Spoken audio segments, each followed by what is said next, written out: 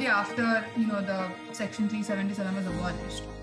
LGBTQIA plus community has seen a positive shift in how they are being accepted in all fields, especially neuroscience, because neuroscience actually offers a legitimate explanation of why we all are similar, only just physically, morphologically, slightly different because of our different organs. So even though we are accepted, even though LGBTQI plus community is highly accepted, we still have a long way to go. So do you think, according to you, what all hurdles do we are facing right now, and what all solutions can we provide to overcome those hurdles?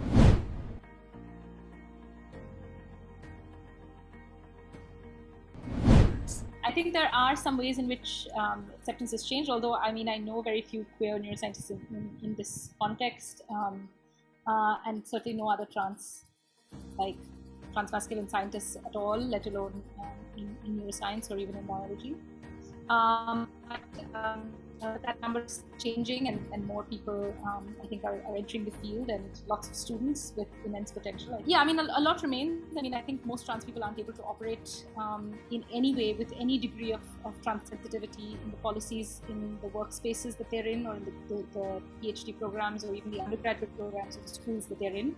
That needs to change. And if you are an ally in an institution which doesn't have a trans-friendly policy, which is basically almost any institution in India, you need to be part of the solution in getting that implemented.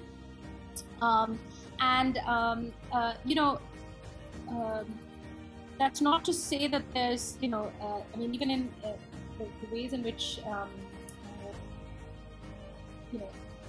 sexuality is acknowledged or not acknowledged. Your science thought of as a space where you should be sort of not talking about your sexuality, and that's fine. Perfectly happy for heterosexual people to not discuss their sexuality at all, and yet they constantly are, because constant references to the structures in which people live, the spouses, the familial arrangements that enable people to go to office, the way in which childcare works are fundamental to the ways in which people are or are not doing science. And so one actually finds that the sexuality of cis heterosexual people is really very often front and center and visible in the ways in which they spend their lives.